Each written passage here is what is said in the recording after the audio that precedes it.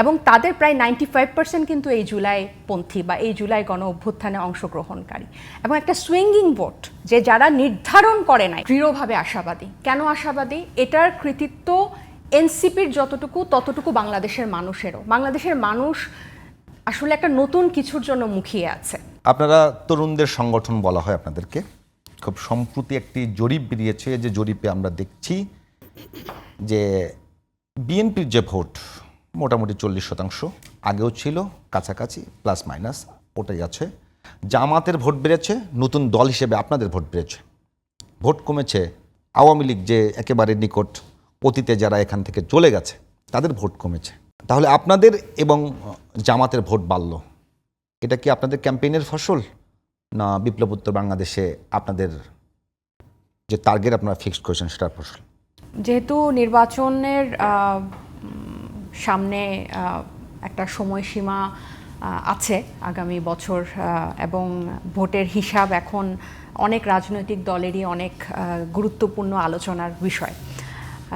এই জরিপটার প্রেক্ষিতে কথা বলার আগে আমি আসলে মানে বর্তমান প্রেক্ষাপটে মানে যে অবস্থায় বাংলাদেশ আছে এটা একটু বলি যে এনসিপি বলেন বা যে কোনো নতুন রাজনৈতিক দল বলেন, পুরনো রাজনৈতিক দল বলেন, সবাই কিন্তু এখন গণ অভ্যুত্থান পরবর্তী একটা অবস্থায়। মানে এটা একটা এমন না যে 5 বছর শেষ হয়েছে, একটা সরকারের পতন হয়েছে বা একটা সরকারের মেয়াদ শেষ হয়েছে, আরেকটা সরকার আসছে।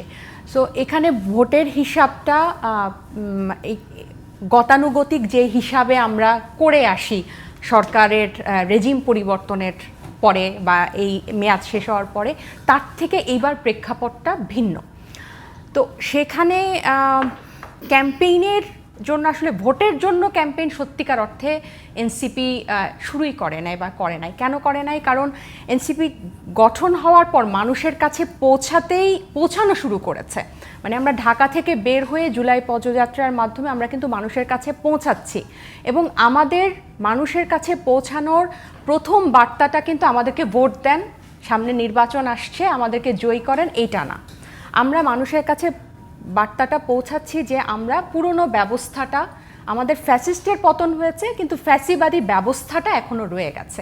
সো এই ফ্যাসিবাদী ব্যবস্থায় যাতে বাংলাদেশ সামনে আর চলতে না পারে, এই ফ্যাসিবাদী ব্যবস্থাটা যাতে একেবারে মানে বিলুপ্ত হয়ে যায়, সেই বার্তা নিয়ে কিন্তু আমরা যাচ্ছি এবং এটার জন্য এনসিপি সংস্কারে সবচেয়ে বেশি জোর দিচ্ছে। এবার ভোটের হিসাবে আসি, মানে আপনাদের যে আজকের বিষয়টা মাঝখানে ছোট একটা প্রশ্ন করি। আপনারা বলছেন যে আমরা এখন পর্যন্ত ভোট চাইনি এবং আমরা সবার কাছে পৌঁছতে পারিনি। আমরা পৌঁছানো শুরু করেছি, মাত্র শুরু করেছি। কারণ হচ্ছে আমাদের অভ্যুত্থানের পরেই আপনার 28শে ফেব্রুয়ারি রাজনৈতিক দলটা মানে 4-5 মাস সময় হয়েছে, এর পরেই কিন্তু আমরা আপনারটাই নিলাম যে আপনারা শুরু করেছেন। যদি এই অবস্থায় নির্বাচন হয়, আপনারা কি মনে করছেন যেটুকু সময় আছে এই সময়ের মধ্যে আপনারা জনগণের কাছে পৌঁছতে পারবেন?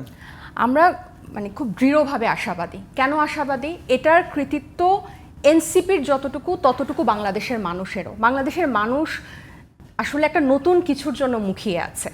মানে নতুন কিছু বলতে নতুন দলের জন্য না, পরিবর্তনের জন্য মুখিয়ে আছে। আপনি দেখেন 15 বছরের যে স্বৈর শাসক যে সিস্টেমটা ছিল, এই সিস্টেমটা কি ছিল? এক ব্যক্তিকেন্দ্রিক, যে একমাত্র প্রধানমন্ত্রী হুকুম দিলে আইন শৃঙ্খলা থেকে শুরু করে নির্বাচন ব্যবস্থা থেকে শুরু করে রাষ্ট্র সরকার সব কিছু আপনার ওই হুকুমের মাপ মতো চলতো। তাহলে মানুষ এখন এই হুকুমবাজি থেকে আসলে মুক্ত হতে চায়। সো এটা যদি যে নতুন দলের মাধ্যমে হবে, তাকেই তারা স্বাগত জানাবে বলে আমাদের দৃঢ় বিশ্বাস। এবং ভোটের হিসাবটা আমি একটু বলি। এখানে কিন্তু আপনার লাস্ট বিএনপি বা বড় দলগুলো যদি নির্বাচন করে 2008-এর পর কিন্তু আর আসলে বৈধ নির্বাচন আমরা কিন্তু পাই নাই, যদিও বিভিন্ন বড় রাজনৈতিক দল আমরা 8টাকে ধরি করেছিল, অংশগ্রহণ করেছিল এই মানে অবৈধ নির্বাচন জেনেও তারা অংশগ্রহণ করেছিল। এখানে কিন্তু অনেক একটা বিশাল পার্সেন্টেজ আছে যারা জীবনে কখনো ভোট দেয় নাই এবং তাদের প্রায় 95% কিন্তু এই জুলাইপন্থী বা এই জুলাই গণ অভ্যুত্থানে অংশগ্রহণকারী এবং একটা সুইঙ্গিং ভোট যে যারা নির্ধারণ করে নাই, প্রায় 40%-এর মতো একটা শতাংশ আছে যারা এখনো নির্ধারণ করে নাই কোন রাজনৈতিক দলকে বা কাকে তারা ভোট দিবে। কেন নির্ধারণ করে নাই? কারণ এই যে গণ অভ্যুত্থান, এটা কিন্তু আমি আবারও বলছি যে একটা সরকারের মেয়াদ শেষ হওয়ার পরে তত্ত্বাবধায়ক সরকার এসেছে, আরেকটা সরকার আসবে ভোটের মাধ্যমে, তার আগে মাঝে কিন্তু গণ অভ্যুত্থান আছে। এবং গণ অভ্যুত্থানটা কেন হয়েছে সেটা যখন আপনি কি তাসনিম ভাই, আপনি কি জরিপ নিয়েই কথা বলছেন? জরিপ কিন্তু মাথায় রাখতে হবে যে তরুণদেরকে দিয়ে করা এটা। হ্যাঁ, তরুণদেরকে করা হোক, কিন্তু এখানে একটা আপনি যেই জরিপই করেন, আপনি যদি এখানে কত শতাংশ এখনো ভোট দেয় না, একটা সুইঙ্গিং পার্সেন্টেজ কিন্তু আছে যারা এখনো নির্ধারণ করে না। আপনার এই জরিপে হয়তো সেটা উঠে আসে নাই, কিন্তু একটা বিশাল জনগোষ্ঠী আছে যারা এখনো নির্ধারণ করে নাই কাকে ভোট দিবে। যদি আপনি আমার কথা বলেন বা আমার মতো অনেকের বলেন, আমরা যদি রাজনৈতিক দলে যুক্ত না হতাম, আপনি যদি জিজ্ঞেস করতেন আমি কাকে ভোট দিব, যে এতদিন পরে আমরা ভোট দেওয়ার সুযোগ পাচ্ছি কাকে দিব, আমি বলবো যে আমি এখনো ঠিক করি নাই, আমি দেখি। তাহলে এরকম ঠিক করি নাই এর পার্সেন্টেজ কিন্তু একটা বিশাল জনগোষ্ঠী আছে। এবং যারা নতুন ভোটার হয়েছে, প্লাস প্রবাসী ভোট, হ্যাঁ ভাই, প্রবাসী ভোট কিন্তু এবার একটা গুরুত্বপূর্ণ ভূমিকা রাখবে। নারী ভোট এবার কিন্তু একটা আমাদের দেশে একটা প্রচলন ছিল যে নারীরা পরিবারের পুরুষদের উপরে নির্ভর করতো কাকে ভোট দিবে, তাদেরকে জিজ্ঞেস করতো যে কাকে ভোট দিবে। বাট এইবার কিন্তু নারীরা অনেক একটা বিশাল যারা নিজেরা স্বপ্রণোদিত হয়ে নিজেরা ঠিক করে ভোট দিবে। আপনার কাছে আসবো, আপনারা মনে করছেন যে প্রবাসী ভোট, নারী ভোট এবং যারা নতুন ভোটার, যারা এখন সুইঙ্গিং ভোট, তাদের মধ্যে আপনারা ভালো করবেন।